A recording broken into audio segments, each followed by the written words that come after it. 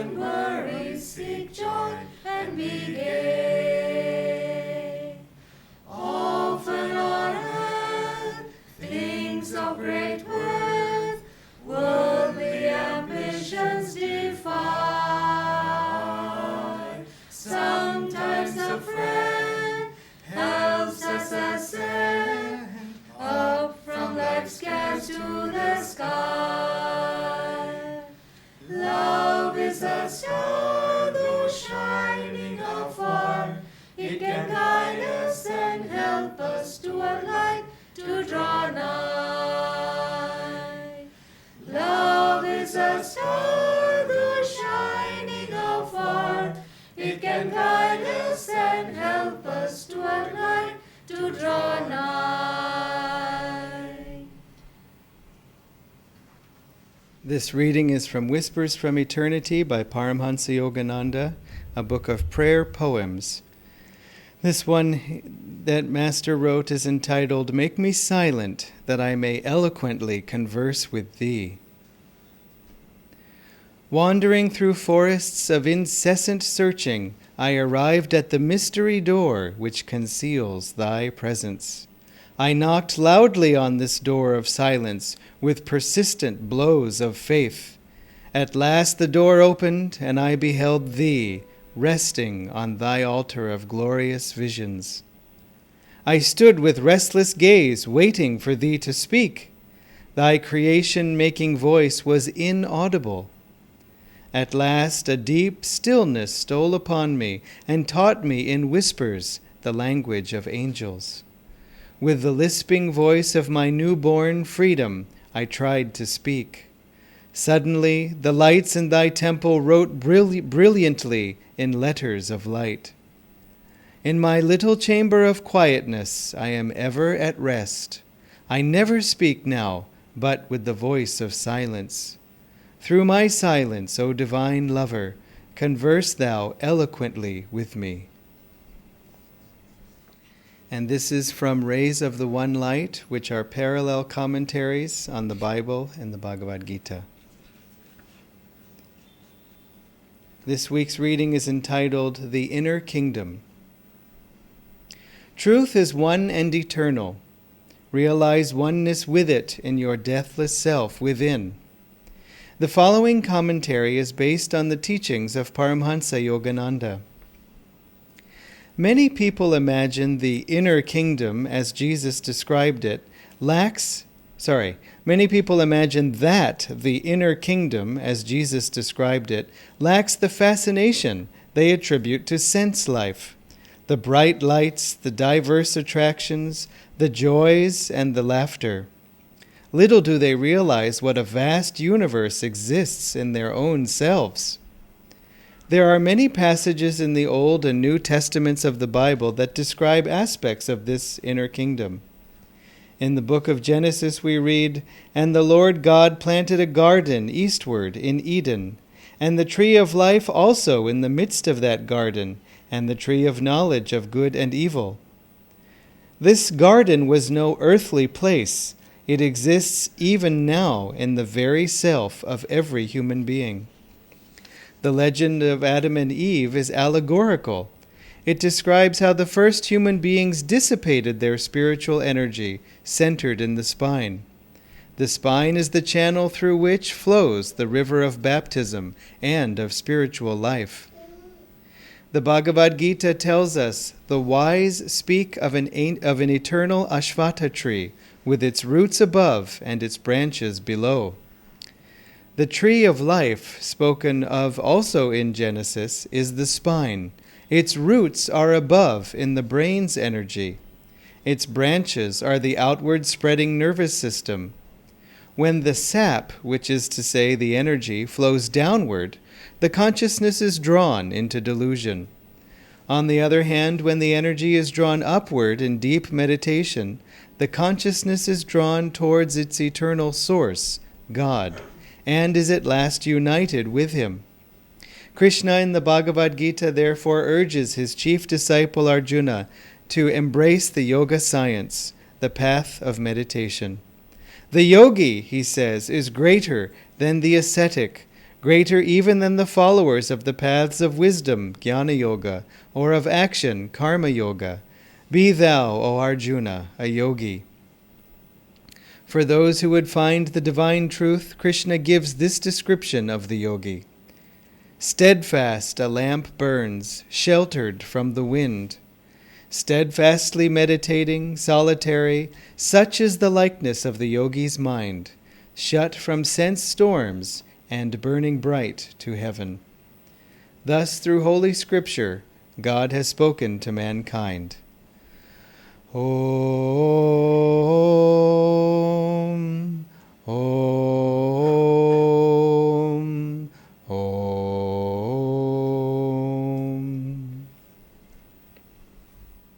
It's really quite wonderful the way Swami Kriyanandaji has written these commentaries on the Bible and the Bhagavad Gita based on Yogananda's teachings, and this sort of comparison, if you want to say, but not really comparison to compare and contrast, but rather seeing the same truth expressed in two different scriptures in the lives of two different masters, is very much a part of this whole spiritual lineage. It was Sri Yukteswarji, Yoganandaji's guru, who wrote the Holy Science, that book. Kaivalya Darshanam was the Sanskrit title of it. And he did so. He wrote this book comparing certain texts in the Bible and in the Hindu scriptures because Babaji had asked him to. And Lahiri Mahashai also gave commentaries this way. So we see this as a continuing thread. And it's very helpful for us because when we can see truth from different angles, it helps us to see more of the whole picture. We may understand something in one way, and then we can see it applied or expressed in different ways. And again, not only it broadens or expands our understanding, but it also reaffirms our understanding or our faith in that central truth. And so this aspect of the inner kingdom, why even speak of the inner kingdom? Where does it come from? Even Jesus made the statement that, behold the kingdom of God. He said, do not say, look here and look there. You won't find it outwardly. The kingdom of God is within you, which is very mystical, of course, and it's just the same as yoga. But this inner kingdom, emphasis on inner, of course, is as opposed to the outer kingdom. And as Swamiji says in the reading, that people can imagine, well, the inner kingdom is not nearly as fun as the outer kingdom. The outer kingdom has Mysore pak, and it has jangri, and it has muraka especially. So I when I go into the inner kingdom, it's just black and also hungry. And so, what is all this? And as he said, we imagine that the inner kingdom lacks all these sense delights, because that's really what these things are about. We have the muraka because it delights our senses. If it does, it delights mine. I miss it. I'm not able to have it right now, so I have only my memories. But Mysore pak also. But imagine if you had such a bad cold, congestion, that you couldn't taste. I don't know if you've ever had that experience. I won't bring up other conditions that remove the sense of taste. Just a cold, that I suddenly can't taste anything. And then you realize, if you've ever had that, you put food in your mouth and it's nothing. It's just kind of just like some goop. Or it's like eating, raw dosa batter or something. It just is, there's nothing to it. You sort of wonder why we even do this when that pleasure is removed. And so bright, pretty lights, and of course the altar is a beautiful thing to see, but not just because of all the colors, which, it's beautiful too, that the colors are given to us through the flowers given by God. And we enjoy that, and then we offer it back to God. It's a wonderful expression of what we do also, the blessings we receive, we also offer back, we share with others. It shows that cycle of receiving and then giving and receiving more and more. So we the beautiful sounds and all these things, they're delightful, but we have to remember that what makes them delightful, as I was saying with the food, is and if we lose our sense of taste, what makes them delightful to us is the energy that we give to them. In other words, suppose, again, to bring up food, it's not that it's something I'm wholly fixated on, but after all, it is approaching lunchtime, suppose we really like ice cream. But then especially now in May, if there's any month to have ice cream, it's May. It's this month here in Chennai. So, but the thing is, what again if we have a fever? Or we feel ill? Or we've had a huge meal already, and then someone says, ice cream, and we just, I can't take it. If I feel unwell, I feel like it would hurt me, or if I feel so full I can't fit it. Maybe you can actually, but maybe not the second one. And so then it's just, because I just can't receive it, which is to say, especially if we're ill, I don't have the energy to give to it. I'm too tired. I'm too worn out to receive it. That happens also with we're feeling unwell and somebody says, by the way, I had a questions about next week's meeting after the 15th part. Just, what? I can't concentrate on what you're saying. I don't have the energy to give to it. My battery is low, and right now I need it to keep the heart going, if you don't mind. So this kind of thing we have to realize is, again, in the sense world, we enjoy things only because we give that energy to it, and our energy is trained, conditioned to go out through the senses from the moment we're born. As soon as the body forms, the brain forms here, the spine grows down. If you see an ultrasound of a young baby inside the mother, it just looks like a little stick. It's the spine. And then, as Master said, as it's from the Gita, the Ashwata tree that's upside down, the root of the tree is above, and then all the branches, not just the arms and legs, but the nerves. And if you see the nervous system, it actually looks like an upside down tree, just with all these branches spreading everywhere. And so the energy, again, goes down the base of the spine, starting here at birth, or at the formation of the body, before physical birth, goes down the spine and becomes locked at the base of the spine in the, it's the Kundalini energy locked in the tailbone, you could say, not literally in the physical tailbone, but I don't have time for to go deeper into the science. As Master told the story that once in Boston, his students were complaining that all of his talks were too practical and too related to just regular life. And couldn't he give them a really sort of deep talk about the yoga teachings? And so he began to do so. And he said within 10 minutes, everyone was asleep. And so at the other time when he introduced a talk, he said, I will not give you a long philosophical discourse because, as the doctors say, the operation was a success and the patient died peacefully on the table. So he said, I don't want you all to just pass out. So the thing is that the energy from our very engagement on this planet is conditioned and trained to go out the senses. So first of all, we shouldn't ever feel badly if we are distracted or attracted to sense things. This is just the way the energy goes. And you might even say, why do we have to care? Why should it go anywhere else? Well, when too much energy goes out through the senses, we become drained of energy. If we are, for example, hearing, wonderful music or something, even pleasant, but it goes on and on and on. If you sit a little too long at the concert, then you just kind of grow numb to it. We just don't have any more energy left to give to it. And similarly, if we're engaging in one thing too long, one activity for too long, we just tend to get worn out on it. And it's almost anything else, suddenly that will be more fun or different because the energy just has been drained. And so whenever we, to put it another way, whenever we feel drained, it's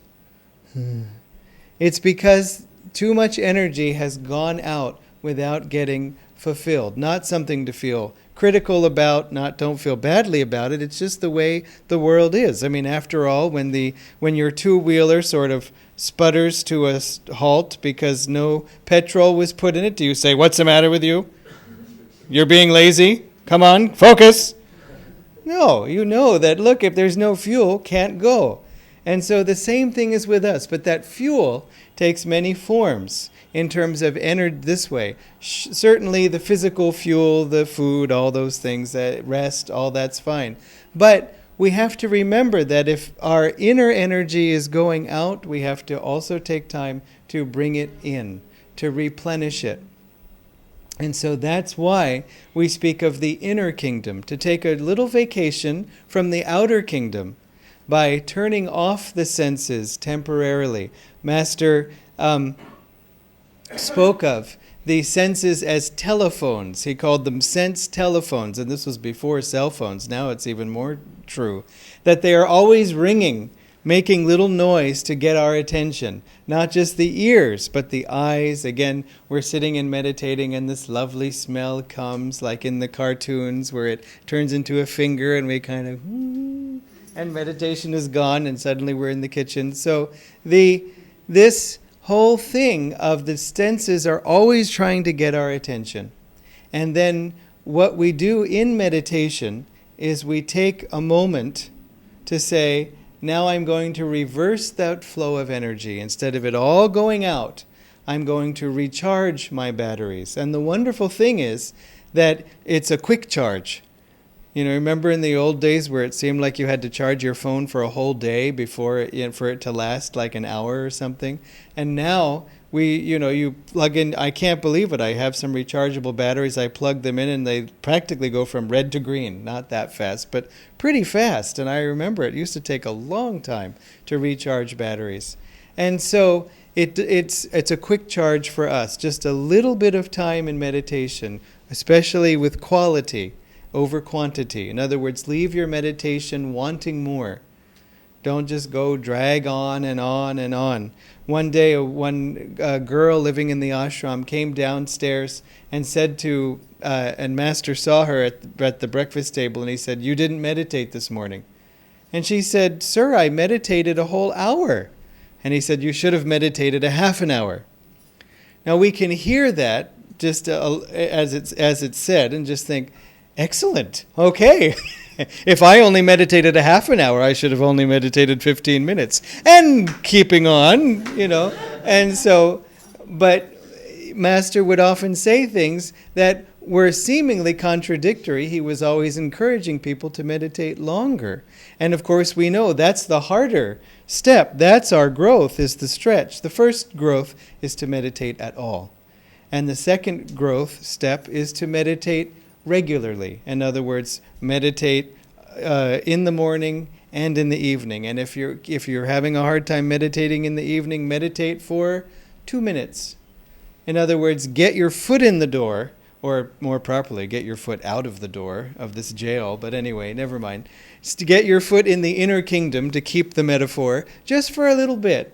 And that little bit starts to become bigger and bigger and bigger. The more we meditate, the more we want to meditate, the more time we spend in the inner kingdom, the more time we spend reversing the flow of energy for a time, the more recharged we feel. Again, this exercise that we were doing is also drawing cosmic energy in through the medulla, where it comes into the body and recharges us. How do you know? Because you feel better.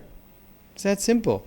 None of this is sort of abstractly, I now have 16 gallons of cosmic energy. It's nothing like that. It's just that my eyes are open and I'm more relaxed because I don't feel, a lot of stress just comes from what? Being tired, being drained, or being uncomfortable already because of low energy. Sometimes physical pain is how it manifests, like a headache. But otherwise it's just, and then something comes to assault our senses further, and we just, which really, most arguments are saying, please give me 5 or 10 minutes to rest. That's the point of it. And then if you came back again, I would say, sure, I'm happy to help. But in that moment, get away. And so if we realize that, if we see that tendency in ourselves, just like when you see a child who's acting that way, when I was a school teacher, we would say, looks like someone needs a timeout. So remember, that's what we have to say to ourselves when we see something and we go, looks like I need a timeout. And give ourselves a timeout. Don't say, looks like you need one too. No, just I'm in charge of myself. So take myself out. And because we want to act in a way that we will not regret. We want to behave in a way that we choose rather than just as a reaction. This is a knee-jerk reaction. You say, no, it's more like this is a better reaction. But again, is this how we want to be? Is this how we would choose to be? The day after a vacation, nice and relaxed, something happens, we just say, you know what, it's fine. Because I have enough energy. I've had enough good, enough soothing my nerves that I can handle a little bit of difficulty. And after all, I can even feel compassion and generous and all these things. So we can't always have the vacation for 6 days of the week, but we can go inward and have the inner vacation. Master called meditation your portable paradise.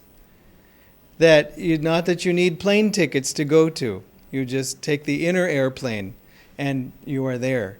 And so that reversing of the energy helps us to rejuvenate ourselves.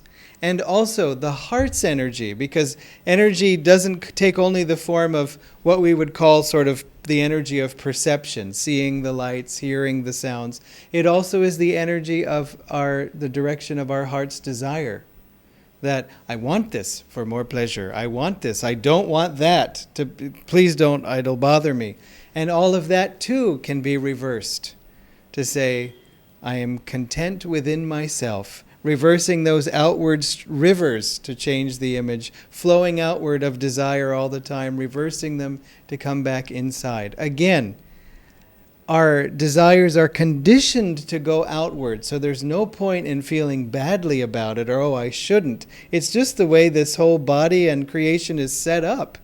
As Master said, you can't feel that God is upset with you when you make a mistake. Here, he lays every trap and camouflages every sort of hazard and makes it look all nice and fine. And on top of that, he puts you in the garden and says, now take a walk all by yourself with a blindfold on.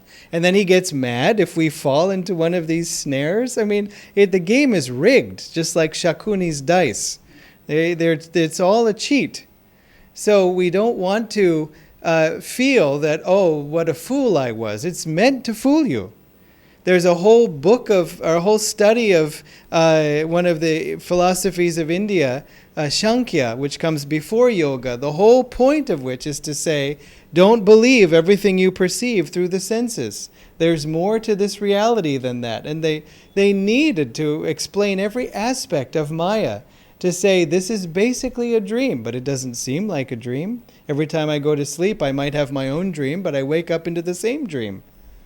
And it says, even from this dream you need to wake. So why don't we study Sankhya philosophy before we practice yoga? It's even hinted at in the Yoga Sutras. Now we come to the study of yoga as the first Yoga Sutra. And now, Sri Yukteswarji explained, means that there was something before. Before was Sankhya, this, again, the nature of Maya. Don't be fooled. So why don't we study it? Because we don't need to. Because we have lived long enough in this life to say, ow, or ow, or Vendam. And so we said, you know what, this life, there's got to be something better. And there is. And we have sort of past memories of that from the astral world, and we have future yearnings that, why couldn't there be? There's a wonderful song of Swamiji's. One of the lines is there anywhere on earth perfect freedom, sorrow's dearth, meaning the absence of sorrow, sorrow's dearth, selfless friendship, blameless birth, cherish these, meaning cherish these things. Naught else has worth. Nothing else has worth. But we say that. There's an old Bengali chant, in this world, mother, no one can love me. Where is their true loving love? Written hundreds of years ago, or longer. And the same thing, it's the same eternal thing, that this world is not set up to give us joy all the time. It is set up to make us seek joy all the time where it can be found, which is inside, unconditioned by whether things are going well or not. Master said you must stand unshaken amidst the crash of breaking worlds. And so we practice that in meditation. And the wonderful thing is that even a little bit of meditation and you find benefits.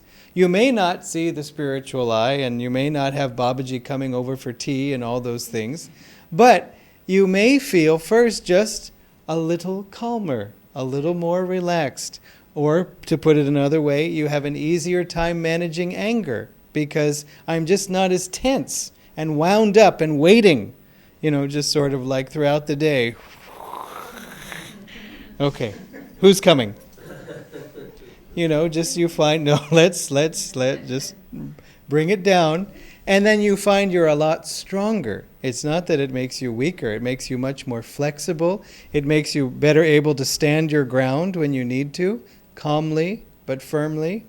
And so this inner kingdom, as it says in the reading, many people imagine that it's boring. So don't be surprised if when you start meditating or start seeking inwardly, that some people around you say, why do that? Why waste your time? It all sounds boring. Look, you close your eyes and go to sleep. Meditation is the same thing.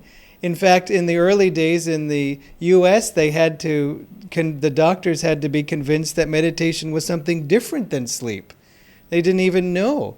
Was this ancient practice really just sleeping, sitting up? And so they put in, of course, that way they'd put all the things on the brain and looked at the brain waves and patterns and all this and just said, okay, the brain looks different in meditation than it does in sleep. Okay, there's something here. Of course, one of my friends said he participated in one of these studies while he was a medical student. And the man came in and he put all the things on him, and then my friend sat to meditate, and the man immediately opened the door and came in and started taking all the things off, just kind of flustered.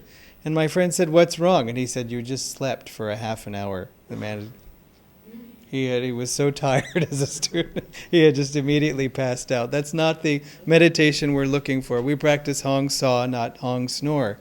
And so, and by the way, when you fall asleep in meditation, when it happens, look, sometimes the body just says, look, I needed a break. And you tried to see the inner kingdom and I diverted you onto the pillow.